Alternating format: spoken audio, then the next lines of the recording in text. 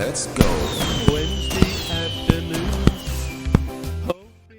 Quality of the players you've got, and of course Liverpool are one of those teams there which have got some brilliant footballers, you know, way above many other teams.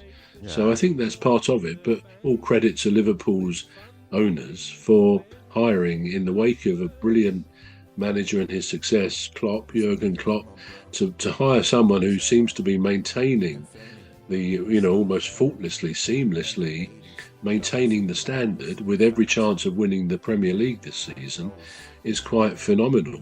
So, yeah, I like Liverpool. I think sometimes their fans don't make it always easy, in the sense that, you know, they might boo the national anthem, which obviously, not they don't all do it, I know, but some of them seem to, and that probably doesn't go down well with a lot of the fans of other clubs. But you know why they do those things, I guess they have their reasons. But I try to separate that kind of thing from what I see as a quality football team and the quality manager in Klopp, and now the new guy is doing well. Yeah. And as I say, I get the feeling he's a knowledgeable and decent guy. So good luck. Yeah. I mean, this next manager, it's probably too early to make any positive analysis on him, but it's David Moyes, and he seemed to be made for Everton, don't he? You know, it's like He does, yeah. Because when he went to Manchester United, it seemed like a really rubbish manager. And then after that, there was little that was said about him. I think he went to Europe, and that was it, you know. And now he's back. Did he go to Europe, or was he still in? I'm not aware that he went to Europe. No. Oh right. No. Yeah. He may have done, but I don't. Yeah. I'm not aware of that anyway. Yeah. I thought he But of went course, to when he Europe. came to Man United, when he Yeah. came there, he came from Everton, of course, He did, yes. and he'd been there for a good few years. And I actually recall that he'd been pretty successful as Everton manager. As things go, I don't think he won a lot of trophies, but they were always consistently mid or upper table. Yeah. They produced some very good footballers, including Wayne Rooney, of course. He kind of gently brought Rooney up into the to play, and he didn't play him every week because he didn't want to kind of get him overawed or get too much praise, because he was clearly a brilliant young footballer. So he nurtured him as he came along, and I thought he did, as far as I remember, pretty okay. Excuse me, as Everton's manager. So when he went to Man U, and I think he was clearly the pick of Alex Ferguson, although that was never formally admitted. I think Ferguson wanted him in place, and sadly, because of maybe the shadow of the great man, like subsequent managers since, he didn't make a good success of it, and they got rid of him after, I don't know, a year or so, something like that. And really no one since has been. I mean, I think Jose Mourinho, I think he won a trophy as far as I remember. Yeah. And of course, Amorim, who was Amorim there for the last FA Cup final? He was, wasn't he? I've forgotten No, now. it was the last FA Cup was the man whom we don't like mentioning his name, Ten Hag. Of course it was. Yeah, of course it was. Yeah. It was there. my friend Eric. Yeah, I've forgotten that. Sorry about that. Yeah. But yeah, so at least he won a trophy as well, but that didn't serve him too well in the end.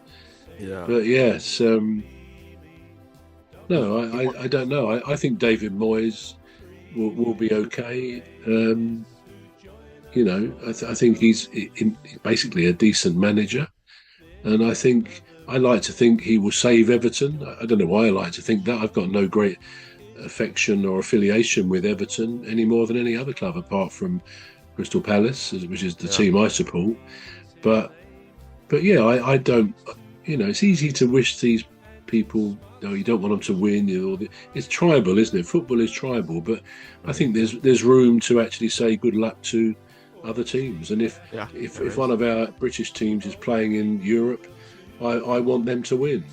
Yeah. And not everyone sees it like that, but I want our teams to do well in these competitions. I really do. I do as well. And I think David Moyes will be okay. I think he will. I think he was a bit unlucky to be sacked by West Ham because he didn't do badly. Sometimes he did very well there. And of course, they won. Didn't they win the Europa League? They did, didn't they? They won that under his managership. Yeah. So you could argue he was a bit hard done by. But if anything, I think that was sort of fan power that got him the boot, because somehow whether they didn't like his style of football, there was something about David Moyes the West Ham fans didn't really take to, and I can't say they were right or wrong because I don't know what the points they made about the football. West Ham have always been a good footballing side, and maybe they felt he really wasn't bringing that out in them. But I don't think he did badly. I think the board succumbed because of the pressure from fans. Yeah. And I think the fans were pleased when he went. Yeah. It's be interesting to see how he does do at Everton. But I would think he's been welcomed back there with open arms because Everton have struggled, haven't they, for a couple of years now, and now flirting with relegation possibilities. But I think he'll be all right. And indeed, they winning at the weekend under his managership is a good fresh start for them. It could be the bump that a team can get, Yeah. Yeah, when I saw the win, I thought, what a great start for him because, it is. Yeah, I actually like David Moyes, even though he didn't quite do much with Manchester United managerially, but I like him. Now that brings about another interesting topic that is probably, I think, is fueled by social media. Now, you say the fans didn't like him, probably the fans didn't like him at West Ham. Do you think it's the fans running the show now with the managers, rather than, because before this time, the board used to have a fair say on, what they wanted.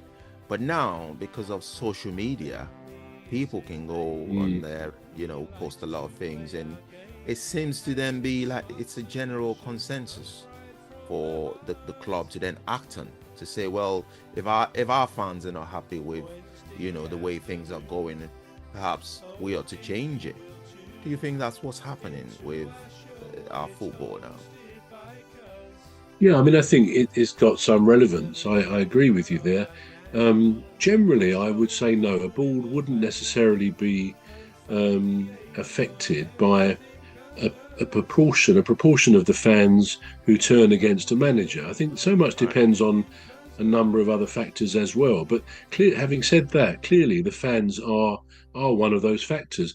And I think any manager that really does lose the fans, and by which I mean a clear majority of the fans, not just social media, although that's a big part of where they would express that, but they express it as well at the matches. And when a manager starts to have when he makes a substitution, when that substitution is booed, you think, well, hang on a minute. And I think, for example, Leicester, now I'm glad to say Palace, I went to Leicester last week, I think it was, and watched Palace win 2-0. And it was a good game, a great stadium. And I actually got a lot of admiration for Van Nistelrooy as a Manchester United player. I think he was a brilliant centre forward, I think he was, wasn't he? He was certainly a striker. Yeah. Brilliant chap. But as with often happens, so far at least, he's not showing obvious talent as a manager. But of course, it's early days for him. He stood in at Manchester United, didn't really do that well there. Now he's at Leicester. And of course, I think fans always give a new manager an opportunity, a chance. But they've now lost, I think it's 7 games in a row, and the last 4, possibly 5 home games.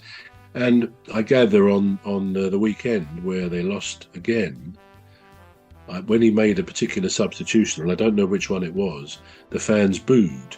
And in my years going to Palace, I've seen managers actually in more recent times where the fans do get to know a good player when they see one. And often the guy who's being the best player in the team when they're losing and doing, the manager will take the good one off and put on someone who's a bit of a pedestrian, and the fans don't like it because fans do know about their football. It's a group of people we do, which is not to say we should override the manager. Managers should get to know them even better than the fans. But if a manager starts losing every game and he gets, what do I do next? Who do I change? And he's got his own coaching staff to talk to. If they make an obvious mistake, at least as far as the fans are concerned, they could turn on him. And the fact that he was booed, you don't know what you're doing, is the shout that comes up. That will not be lost on the board, as will this terrible run of games, which could end up most likely actually relegating them, because they had, I think, just one place above Southampton, who seem to be doomed as well. Yeah. So one wonders what they will do, whether they accept they're going to go down and see if he can bring them back up, or whether it's hard to believe they would sack him now with, I suppose there is still quite a few games to go. I think there's 16 games to go out of 38. Yeah. So that would be long enough for a new manager to kind of keep them up in the division. And that's what teams have done in the past, including Palace. When everything's gone wrong and they've sacked a manager, they employ somebody like Sam Allardyce or Tony Pulis, it used to be, Roy Hodgson, purely with the objective of keeping them up, and they give them £1 million bonus if they keep the team up. Yeah. So there are those managers out there who probably would relish a chance to go to Leicester and say, yeah, give me the challenge and I'll see what I can do. Because as things are now, if the players aren't convinced about the manager they've got, which will go alongside this long run of defeats, then you could say they're going to be relegated. But if they did get one of the team savers who keep them up in the division, they could salvage themselves. But it'll be interesting to see what the board at Leicester do.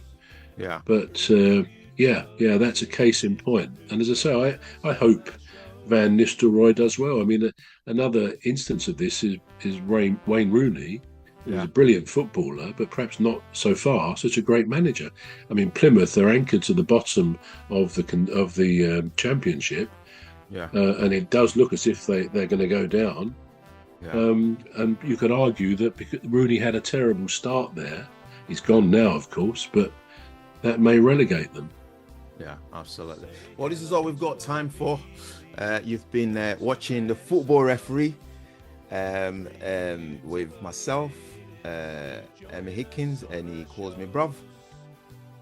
And me, Trevor Gear, and I call him Cuz. Yeah.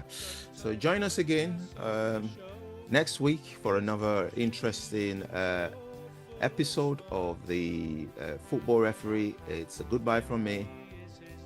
And goodbye from me. Yes, so let's do this. Stop the recording. Dear me, I can't even find where to stop the recording. Anyway. Oh, there it is.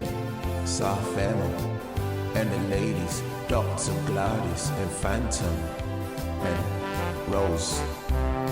We all have a lovely show every weekday.